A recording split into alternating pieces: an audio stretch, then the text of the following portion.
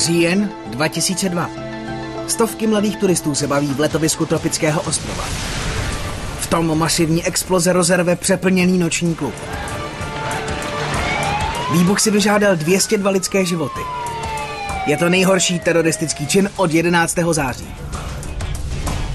Pomocí špičkové počítačové simulace teď odhalíme, co se vlastně při bombovém atentátu na Bali stalo. Nehody se nestávají jen tak. Jsou řetězem kritických událostí. Odhalme, co rozhodovalo v posledních okamžicích. Televize Nova uvádí vteřiny před katastrofou.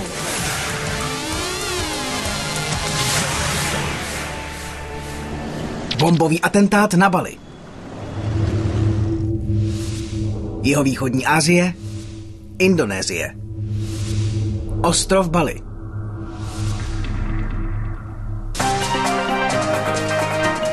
Tropický vánek přivál na Bali rekreanty z celého světa. Srdečné balijské přijetí je pověstné. Pro Australany je to nejčastější cíl dovolených, kam se dostanou ze západního pobřeží přes Indický oceán za 3 hodiny.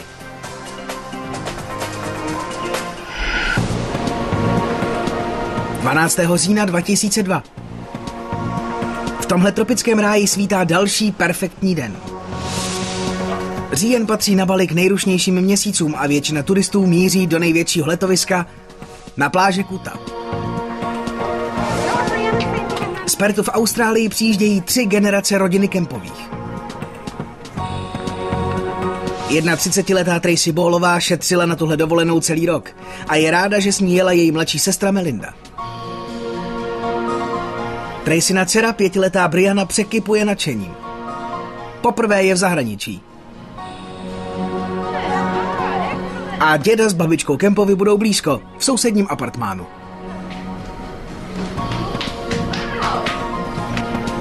Tuhle neobyčejnou dovolenou si rodina zaslouží. Tracyn manžel Peter, policista, byl před 3 lety zabit při výkonu služby. Tragédie nechala v Tracy jistou úzkost. Bála se odjet z domova. Pořád jsem měla někde v paměti zasunuté, že člověk musí být opatrný při všem, co dělá, kamkoliv jde a hlavně, když jede do cizí země. Vlastně nevíte, co se tam stane. V Indonésii je největší muslimská populace na světě. Ale na ostrově Bali mají nad muslimy početní převahu Hindové v poměru téměř 20:1. Obě dvě náboženství tu po staletí žila v harmonii. Abdul Aziz alias Samundra provádí svou rituální očistu před prvním svoláváním k modlitbě. Je zbožný muslim, ale jeho motivy mají daleko k nenásilnému učení islámské víry. Je to indonéský terorista. Vyrostl tady, na Bali, a velí skupině fanatiků rozhodnutých způsobit smrt a zkázu. 12 hodin, poledne. V Perthu v Austrálii. 20 mladíků z místního fotbalového týmu vyráží na Bali. Tohle je video z jejich výletu. 25letý Ben Klahesi a jeho spoluhráči se těší na 2 týdny slunce, moře a společenského života. 100 různých choutek, v podstatě všichni nadržení vyrazit. Když Ben a jeho přátelé dorazili na balijské mezinárodní letiště, 11 kilometrů odsud v pronajatém domě svolává hlava teroristů Samudra strategickou poradu. 5 přítomných mužů je součástí islámské teroristické sítě rozšířené po jihovýchodní Asii. Nazývá se Džemá'a Islamiyya. Stovky jejich členů vycvičila Al-Qaida.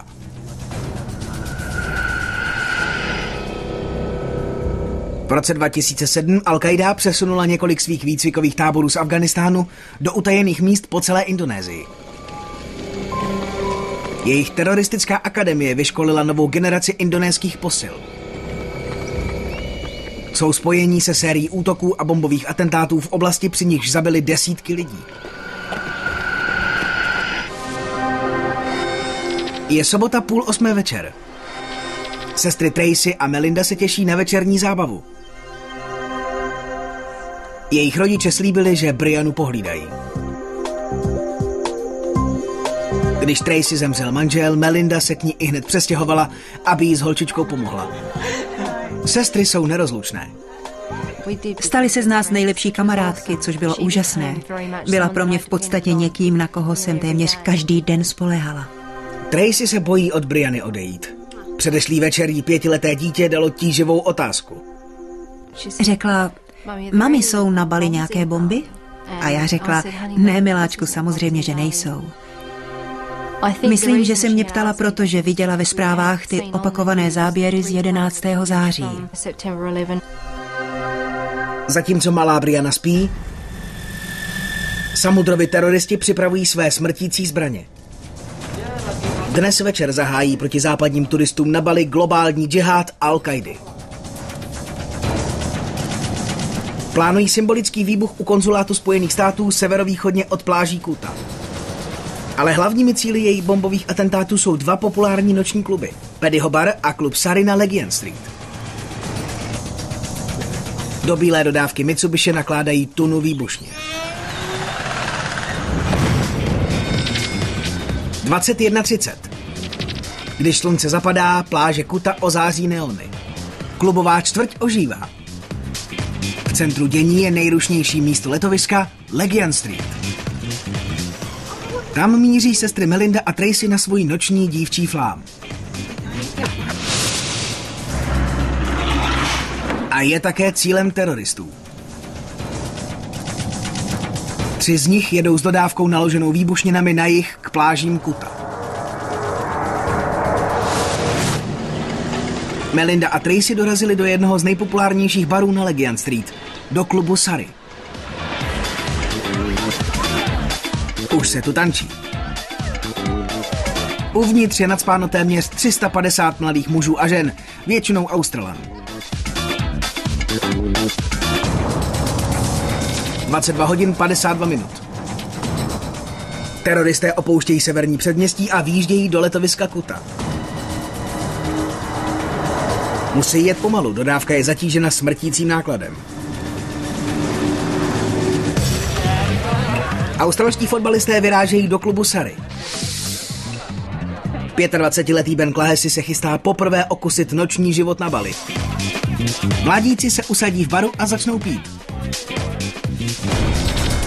23 hodin 1 minuta. Bílá dodávka teroristů přijíždí do Legion Street. Každý ze 3 mužů má určený úkol. Jeden z nich nasedne na motorku. Jeho posláním je odpálit bombu u konzulátu Spojených států. Tracy a Melinda se v klubu Surrey báječně baví. Ale Tracy se chce brzy vrátit ke své dceři Brianě. Pořád jsem říkala, že už vážně musíme jít, protože jsem slíbila, že tam nebudeme moc dlouho. Dodávka naložená výbušninami teď zastavuje přímo před klubem Surrey. Druhý terorista vystoupí a vydá se ke svému cíli, k Paddyho Baru. Prochází davem západních turistů.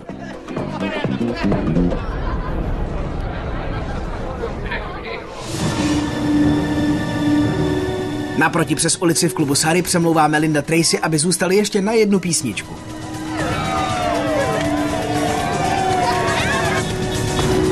Venku vzniká v jednosměrné ulici za dodávkou dopravní zácpa, ale řidič se nechystá odjet. Pak se náhle rozlehne Legion Street strašlivý výbuch. V klubu Surrey není nikdo zraněn. Někteří si dokonce myslí, že ten rámus je nějaká oslava. Jen jsem si řekl, že je to nějaký ohňostroj. Jak jsme všichni spokojeni, víte, člověka nikdy nenapadne, že by se mohlo stát něco zlého. Ale sestry Tracy a Melinda jsou ve venkovní části klubu. Vidí, jak z Paddyho Baru naproti přes ulici stoupá sloup dýmu. Desítky lidí se valí z klubu na Legion Street, aby se podívali, co se děje. A tak se dostávají blíž k dodávce plné výbušnin, která stále ještě stojí v ulici.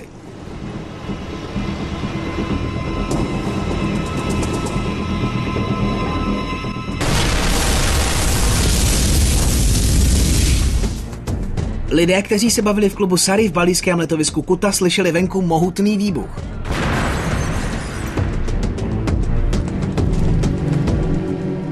Mnozí vyběhli ven na Legion Street podívat se, co se stalo.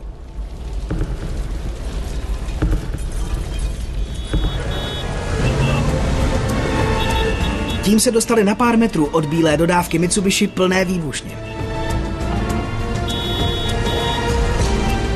15 vteřin po prvním výbuchu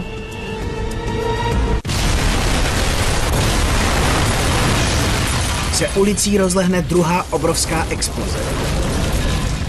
Zabije okamžitě desítky lidí před klubem Sari i uvnitř klubu. Ve vteřině uvězní stovky lidí v rozběsněném pekle. Plameny pohltí také oběti uvězněné ve vozech, které zastavila dopravní zácpa. Domácí video zachycuje zmatek, který vznikl, když se zoufalí kolem stojící dali na útěk. Vybuchující palivové nádrže paniku zvyšují.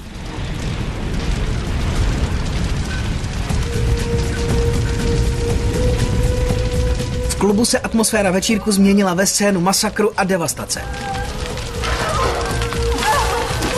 Ti, kdo přežili, zoufale hledají cestu z plamenů a dusivého dýmu.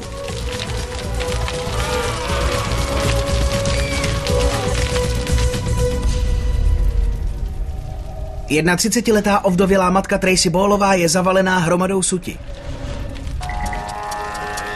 Cítí, jak přes ní chodí lidé, kteří utíkají z toho pekla. Tracy se zoufale vyhrabe z trosek, ale po její mladší sestře Melindě není ani stopy. Nebylo jí nikde vidět a byl tam jen oheň a ze všech stran křik. A já v tu chvíli křičela, musím tě najít, nemůžu tě najít. V krku jí pálilo, ale Tracy začala horečně schánět Melindu.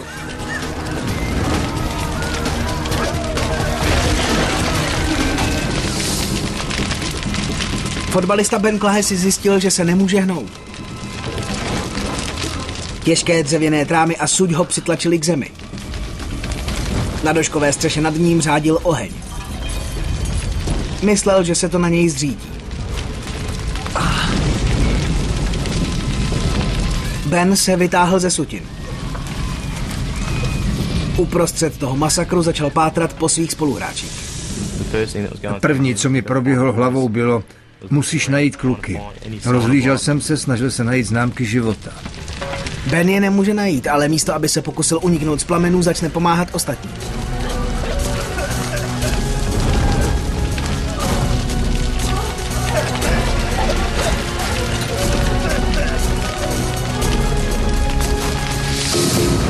Venku to vypadá jako válečná zóna.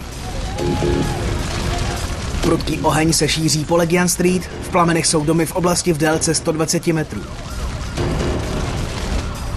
Popálení a zmrzačení lidé, kteří přežili, se potácejí ven ze zničených domů.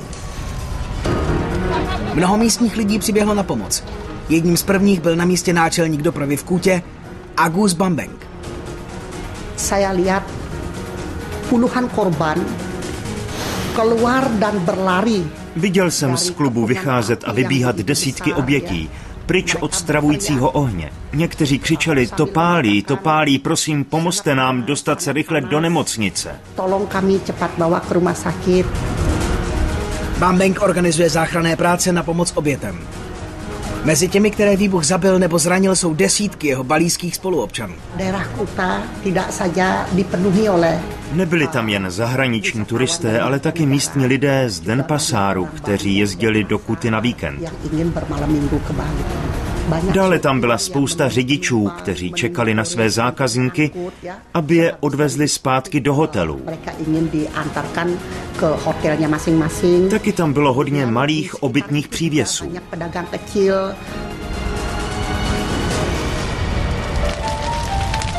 Fotbalista Ben Klahe si v klubu Sari taky pomáhá raněným.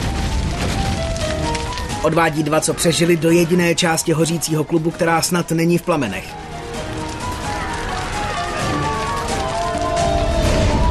Ale zjistí, že cestu jim přehradila 4,5 metru vysoká zeď.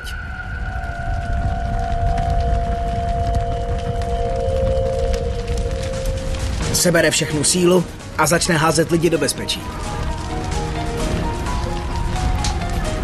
Je úžasné, co lidské tělo dokáže, když je třeba.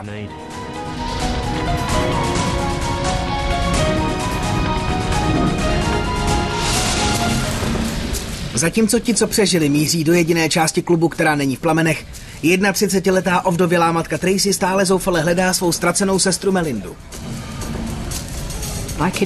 Cítila jsem, jak mě pálí kůže, protože všude bylo strašlivé horko. Všude jsem se podívala a nadzvedla to, víte, abych viděla pod to. Nebyla to ona. Když se oheň z hořící střechy začal šířit dolů, vzpomněla si Tracy na svou 5letou dceru Brianu a uvědomila si, že musí učinit strašlivé rozhodnutí. Má dál hledat svou sestru a nejlepší kamarádku Melindu nebo utéct, dokud to ještě jde. Co když půjdu ven a ona bude čekat, až ji najdu a uhoří? Jak mám říct mámě a tátovi, že jsem ji tu nechala? Ale pak mě napadlo, co řeknou máma s tátou Brianě, když se nevrátím.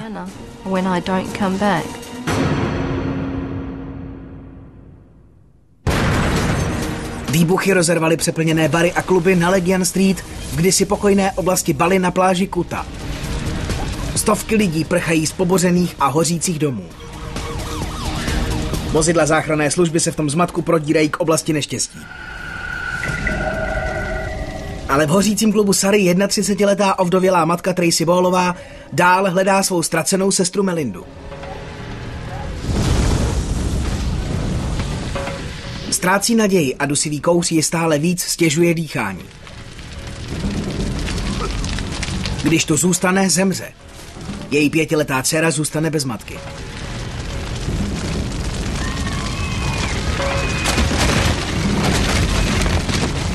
Tracy se rozhodne. Vydá se k jižní straně klubu. Výbuch tam zeď narušil, ale pořád ještě je 2 metry vysoká.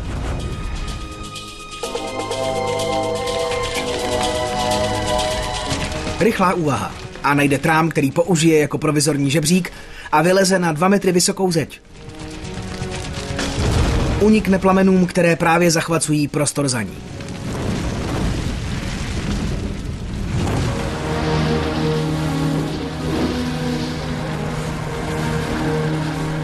Tracy dojde až k obrubníku před klubem.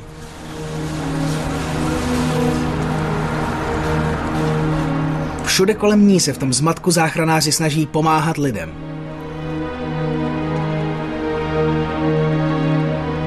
Pak se z čista jasna z té zkázy v Legion Street vynoří Tracyn otec. V apartmánu slyšel výbuch a běžel do klubu hledat své dcery. Právě v tom okamžiku přišel táta. Našel mě a řekl: Tracy, pro boha, kde je Melinda? Nečekaný příchod otce dává Tracy novou naději. On snad Melindu najde.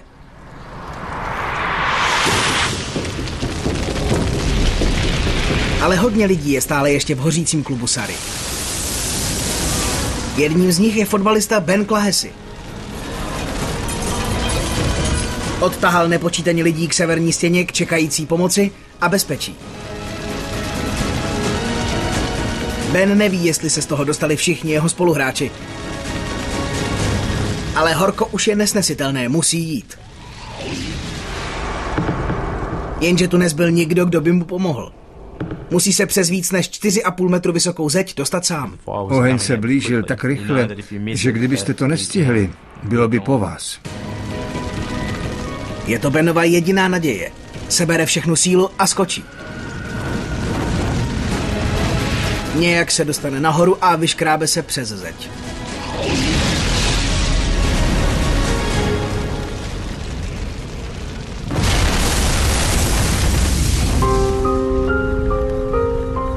Jedna 30letá ovdovělá matka Tracy čeká, až se její otec vrátí se zprávou o sestře Melindě. Po 5 minutách se táta vrací, ale má špatnou zprávu.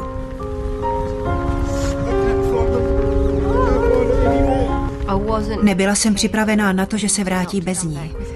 Čekala jsem, že přijde, víte, bude ji držet za ruku a řekne: tady je Tracy, vidíš? Všechno je v pořádku. 1 hodina ráno. Téměř 2 hodiny po výbuchu. Katastrofa plně zaměstnala záchranné služby. Přes 300 zraněných se musí dostat do místních nemocnic a na kliniky, jak to jen jde. V autech, dodávkách, dokonce i na motorkách.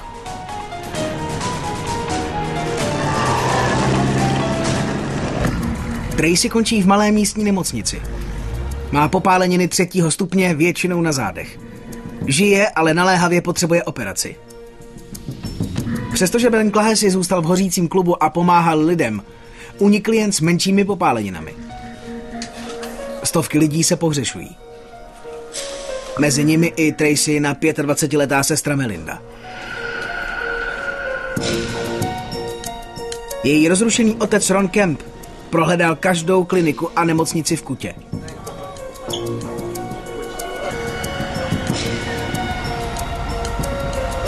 Už ale ztrácí naději.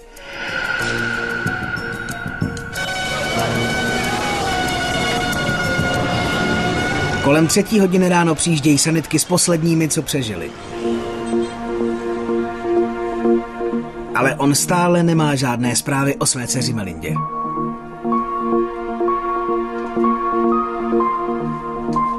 U většiny lidí ze seznamu pohřešovaných už se potvrdilo, že jsou mrtví.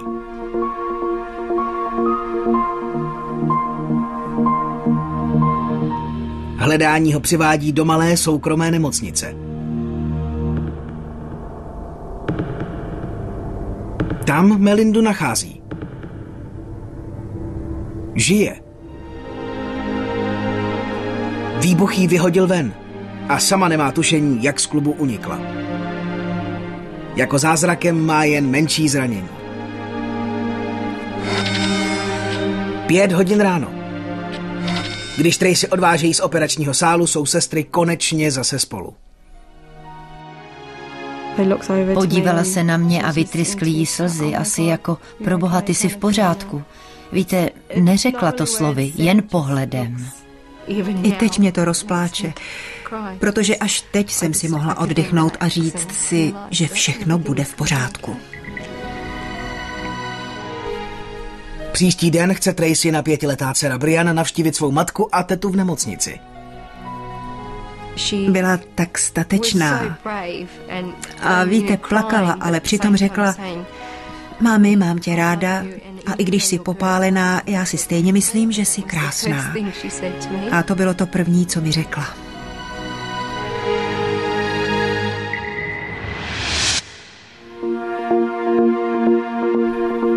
V dalších 3 dnech vytahují indonéští záchranáři ze sutin mrtvá těla. Konečný počet mrtvých je 202. Oběti pocházely z 22 různých zemí, ale nejhůře ze všech je zasažena Austrálie. Má 88 mrtvých. 3 dny poté se vrací Ben Clahesy a ti, kdo z jejich týmu přežili, do Perthu v Austrálii. Z 20 mladých mužů, kteří odletěli, jede domů jen 13 živých. Ostatky dalších 7 se vrátí jejich rodinám.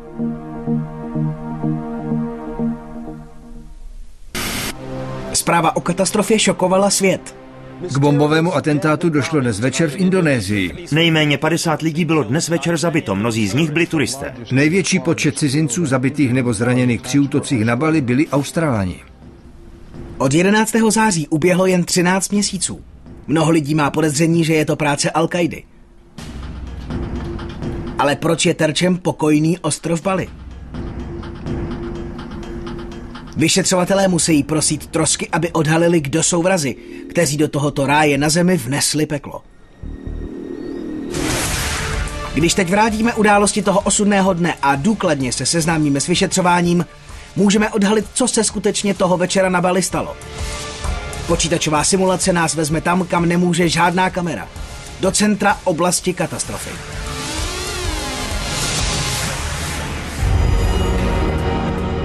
Nový den odhalil rozsah devastace. Poškozená oblast zabírá přes 28 hektarů.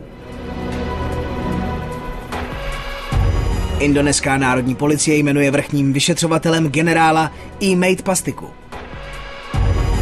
Ale Pastika ví, že nemá ani dost lidí, ani forenzní praxi, aby vyšetřoval katastrofu takového rozsahu. Chápeme a uvědomujeme si, že naše technika je velmi zastaralá. Pastika se obrátil s žádostí o pomoc na australskou federální policii AFP v Canberře. Ta navrhla jako společného vyšetřovatele veterána AFP Grahama Ashtona. Za 24 hodin míří Ashton a jeho tým 140 expertů na Bali. S týmem odletěl starší forenzní chemik David Royce. Na palubě letadla je také několik lidí, kteří zoufale touží po zprávách o svých milovaných. Víte, člověk je plný očekávání, je nervózní, je rozrušený a je s týmem a chce se vrhnout do práce. A najednou si uvědomí, že vepředu v letadle jsou 2 nebo 3 další lidé a že to jsou vlastně příbuzní, kteří tam jedou hledat své děti.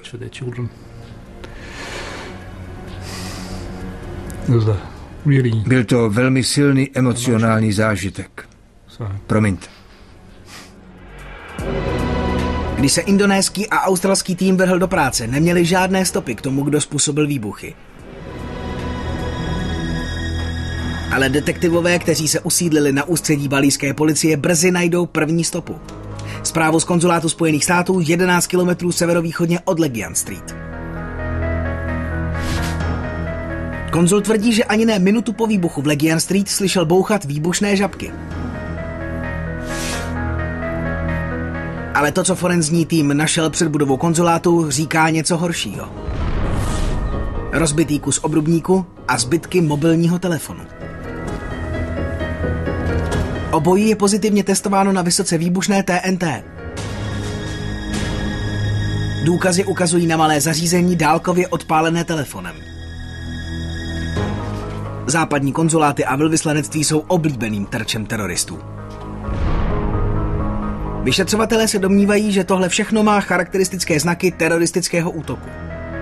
Jeho cílem nebylo zabít, ale ohlásit světu, že výbuchy v nočních klubech na Bali jsou novou formou teroristické války proti Západu.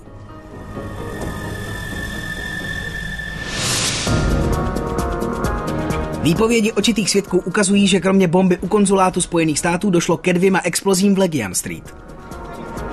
K menší v noční Paddyho baru a k větší u klubu Surrey.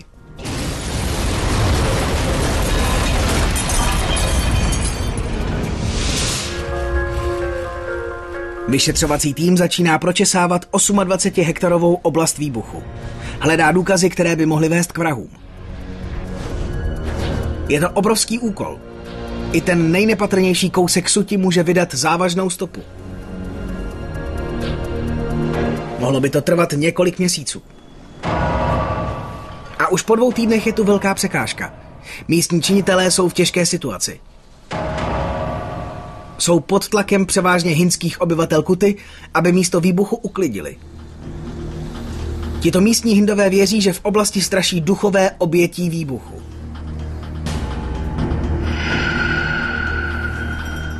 Místní chtějí pořádat obřad očisty místa, aby osvobodili neklidné duše mrtvých. Ale to znamená naložit všechnu suť a hodit ji do moře. Úředníci sdělí australským a indonéským vyšetřovatelům, že jejich čas vypršel. Chtěli vyklidit ulici buldozery. Řekli nám, jestli chcete ještě nějaké vzorky, máte 2 hodiny. Vyklizením oblasti výbuchu se zničí velmi důležité důkazy. Pokud vyšetřovatelé buldozery nezarazí, vrazy 200 nevinných rekreantů a balíců nebudou možná nikdy dopadeni.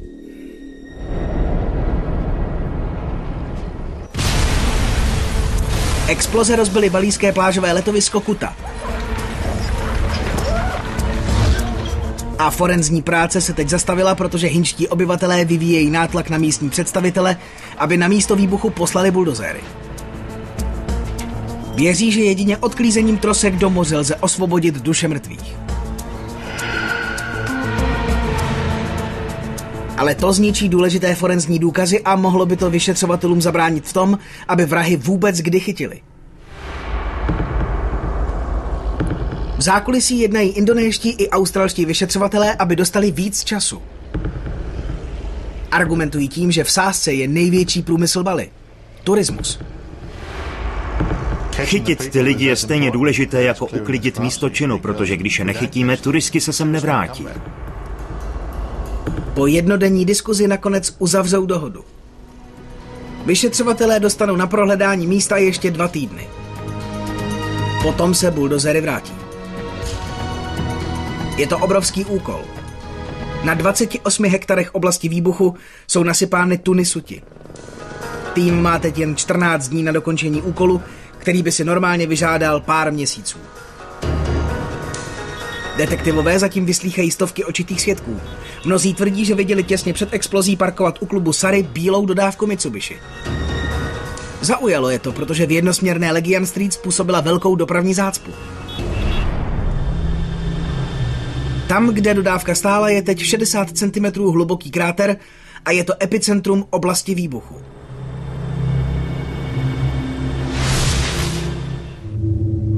Vyšetřovatelům je jasné, že klub Sari zničila bomba v dodávce.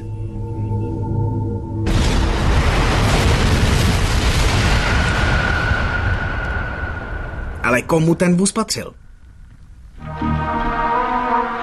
Aby to zjistili, potřebují vyšetřovatelé najít zbytky samotné dodávky.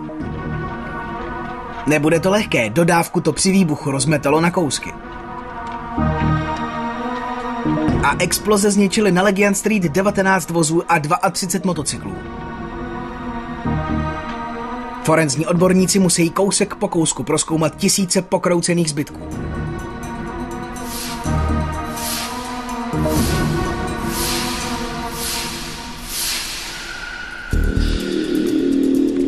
Pak, po 4 dnech hledání, udělá jeden člen týmu pozoruhodný objev.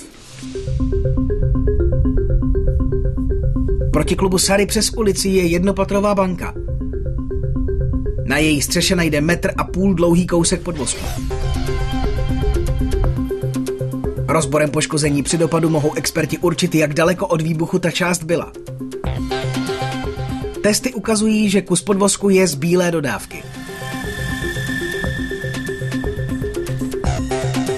Vědci prohledávají každý centimetr a objevují něco vyraženého do kovu.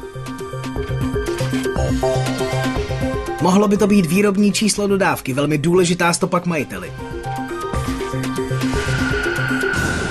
Ale je to naprosto nečitelné. Teroristé číslo vypilovali, aby vůz nebylo možné vystopovat. První velký nález týmu končí zklamáním. Mysleli jsme si, jaký by to byl skvělý náskok, kdyby byli tak hloupí a nechali výrobní číslo na tom podvozku. Potom jsme si jen řekli, no, takže nebyli tak hloupí. A zase zpátky makat. Ale společný indonésko-australský tým se odmítl vzdát. Zkoušejí to jiným směrem. Když dokáží zjistit, z čeho byla bomba vyrobena, možná budou schopni vysledovat lidi, kteří nakoupili velké množství příslušných chemikálií. Zaměřují se na chemické otisky na místě činu. Ale je tady problém. Výbuchy poškodily hlavní přívod vody, takže veškeré zbytky chemikálií to spláchlo do kanálů a stok. Pak ještě hasiči skropili oblast z vysokotlakých hadic. Vyšetřovatelé nemohou najít žádnou stopu podezřelých chemikálií. Pak dostane jeden z týmu chytrý nápad. Kam se ještě můžeme podívat a hledat nějaké ty vzorky? Takže jeden z chlapů se chytře kouknul nahoru. Výbuch mohl odnést chemikálie stovky metrů z místa činu a nechat stopy vysoko nad zemí. Možná je to jejich jediná naděje najít stopu toho, z čeho byla bomba vyrobena. Tým se žene provést stěr listí na stromech, ukazatelích i na telefonních drátech v okruhu 60 metrů od exploze. Forenzní tým pečlivě testuje stovky vzorků. Analyzovali jsme co nejvíce vzorků, co nejrychleji a dostávali jsme negativní výsledky. Jede se naplno. Za pouhých 14 dní buldozery místo vyčistí a všechno odklidí do moře.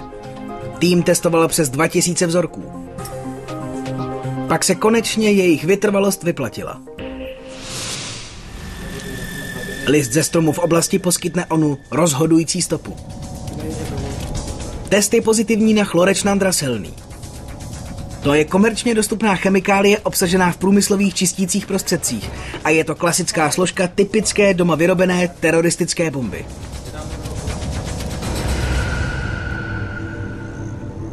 Tým teď ví, co způsobilo výbuch, který zdemoloval klub Sari. Teroristé odpálili bombu z po domácku vyrobené výbušniny, uloženou v zadní části dodávky Mitsubishi L300.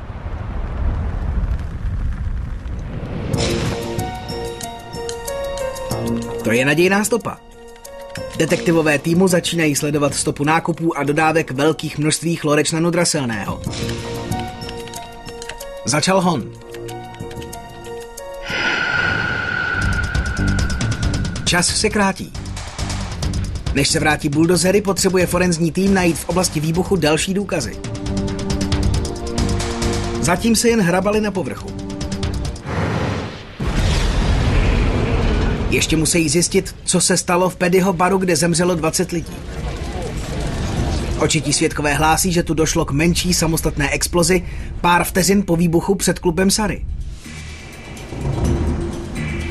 Forenzní tým pracuje ve dne v noci a prohledává horu sutin zničeného klubu. Vedoucí forenzní vědec David Royce něco spatřil. Do očí mi padl tenhle malý kousek měděného drátu, nebyl delší než 5 cm. Prostě na mě vyskočil, jako by to bylo ryzí zlato. Royce má dojem, že by to mohla být část bomby, kterou teroristé nastražili v Paddyho baru. Provede testy a najde stopy silné výbušniny TNT. Dojde k závěru, že je to kus odpalovacího vedení. Aby našel epicentrum výbuchu, vymyslí Royce geniální experiment. Sleduje stopu od míst nárazu výbuchu a vytvoří z provázků pavučinu. Tam, kde se provázky protnou, je přesné místo, kde bomba vybuchla. Je to metr nad zemí. To naznačuje zneklidňující možnost. V tomto stádiu jsme si začali myslet, že to mohl být sebevražedný atentátník. Na stropě přesně nad epicentrem výbuchu našel Royce chomáč lidské tkáně. Odebral 7 vzorků a provedl testy DNA. DNA všech vzorků patří jedné osobě. Tým také našel fragmenty látky kolem epicentra. Přesně se shodují s látkou na odpalovacím vedení.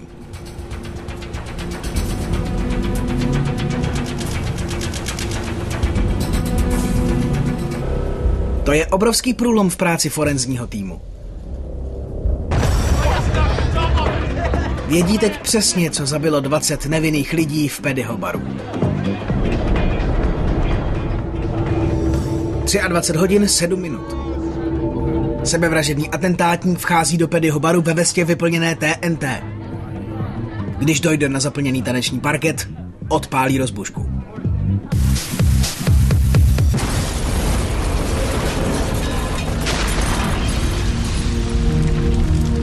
Je to první sebevražedný bombový atentát v jihovýchodní Asii od války ve Vietnamu.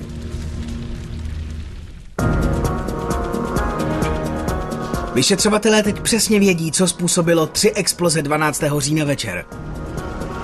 Ale blíže k dopadení atentátníků tím nejsou. Detektivové nedokázali vysledovat žádné velké nákupy chlorečnanu draselného. A nejsou žádné další stopy k majiteli dodávky. Hon na atentátníky se zastavuje. Protože teroristé jsou stále na svobodě. Lidé v celé jihovýchodní Asii musí počítat s možností dalších útoků.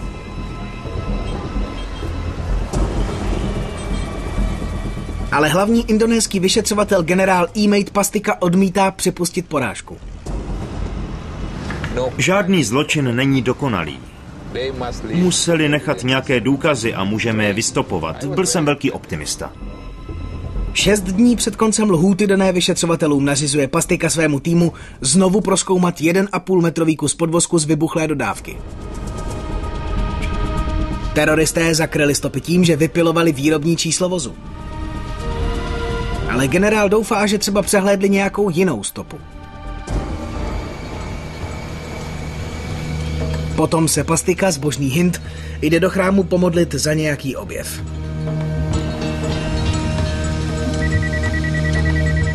Během modliteb zvoní telefon. Je to jeden z jeho zástupců.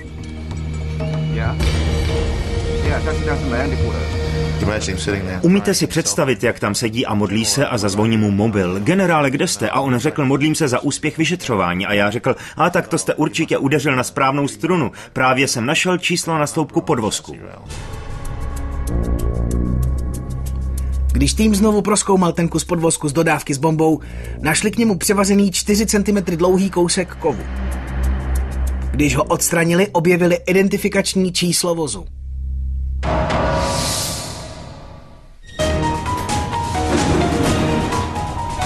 Teroristé si k nákupu svého vozu vybrali špatnou zemi. Vypilovali 2 obvyklá výrobní čísla, ale zřejmě si neuvědomili, že komerční vozy mají v Indonésii 3. číslo vyražené na podvozku.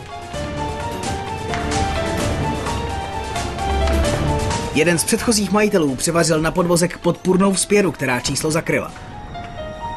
Teroristé ani nevěděli, že tam je. To je překvapivý objev.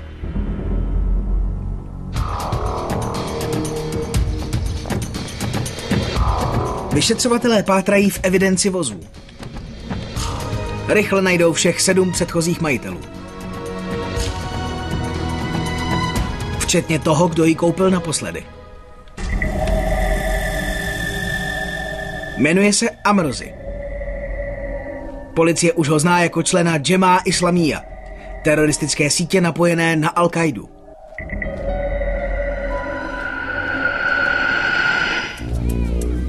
Amrozi byl stále na adrese na ostrově Jáva, kde je vůz registrovaný.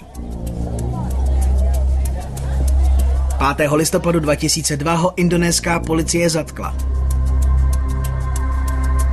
Amrozi se doznal a prozradil, co cítil, když se dozvěděl o úmrtích a devastaci, kterou bomby způsobily.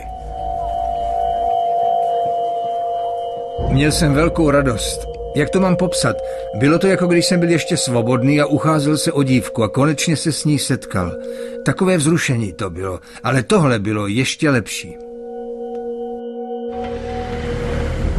Zanedlouho policie zatkla několik Amroziho spolupachatelů. Mezi nimi Samudru, organizátora spiknutí. Muži se doznali k chladnokrevné vraždě 202 nevinných lidí. Zatčení bylo vítězstvím společného vyšetřování, ale je třeba odpovědět na znepokojivé otázky. Věděli západní zpravodajské agentury, že hrozí velký útok Amroziho skupiny? A varovali vlády turisty na Bali, že jsou terčem teroristického útoku?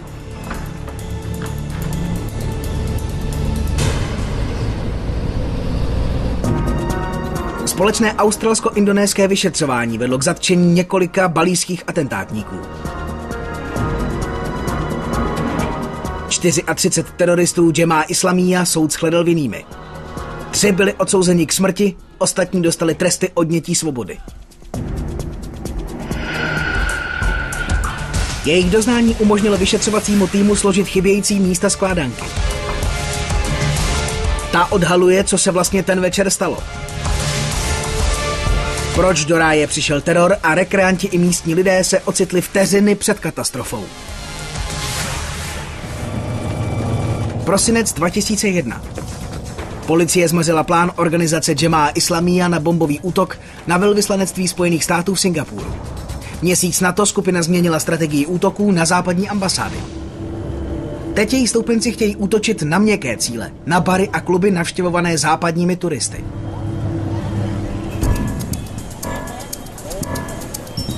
Osm měsíců poté na Bali hledá hlavní organizátor akcí Samudra cíle na Legian Street.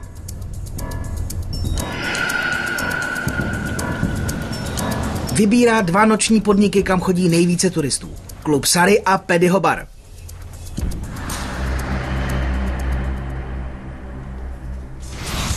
...6. října, 6 dní před katastrofou. V pronajatém domě v Denpasaru začínají teroristé Jemaah Islamiyah vyrábět bombu. Naplní vestu sebevražedného atentátníka kilogramem TNT a vyrobí zařízení určené pro konzulát Spojených států.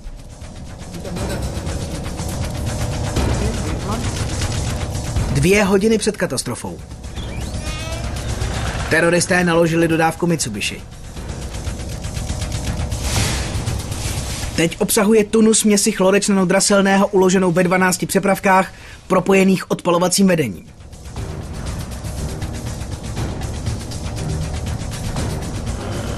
Tři minuty před katastrofou 30 metrů od klubu Sary vystupují Ali a Ron z vozu. Minuta před katastrofou první sebevražedný atentátník, mladý Indonézan známý jako Ferry, vchází do Paddyho baru. Když dojde k plnému tanečnímu parketu, odpálí rozbušku.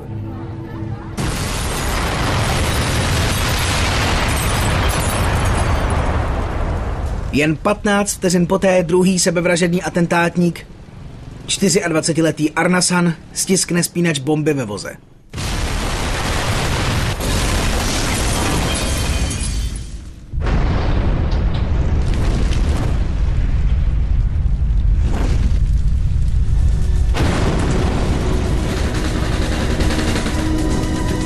O 40 vteřin později teroristé odpálí pomocí telefonu zařízení nastražené asi 3 hodiny předtím u konzulátu Spojených států. To oznámí světu, že bombové atentáty na Bali jsou útokem na Ameriku a její spojence. Australské turistky Melinda a Tracy měly štěstí a přežily.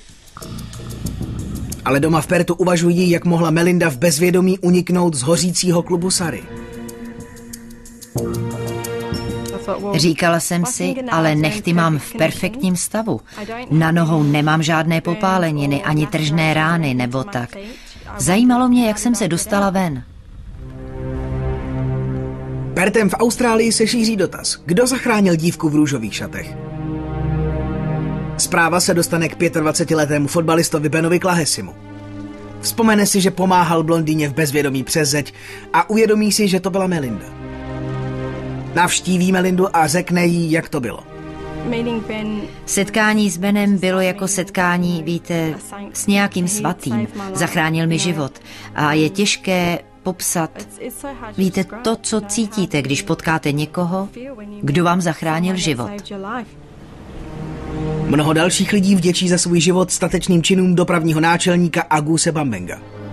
Jako muslim nemůže pochopit, jak mohli teroristé prohlašovat, že jednají ve jménu islámu. No, kdybych se jich měl na něco zeptat, asi bych u nich zaklepal na dveře a zeptal se jich, co by se stalo, kdyby se ukázalo, že ta uhořelá oběť je jejich žena. Nebo že ta uhořelá oběť je Amroziho matka, matka imáma Samudry, nebo Amroziho žena, či žena imáma Samudry, že je takhle spálená.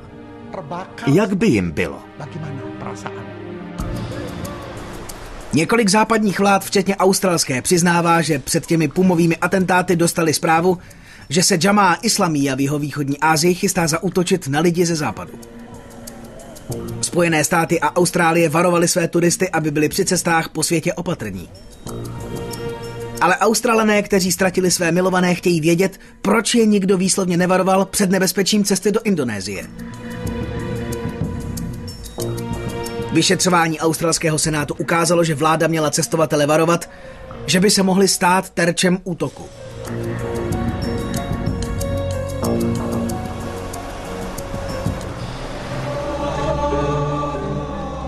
Třicet dní po pumovém atentátu vyšetřovatelé splnili svůj slib, že místo činu předají hindské komunitě.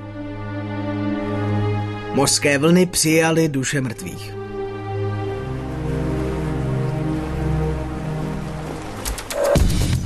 Vyšetřování bombových atentátů na Bali urychlilo zpravodajské shromažďování dat o Jemaah Islamiyah odhadem o 3 roky.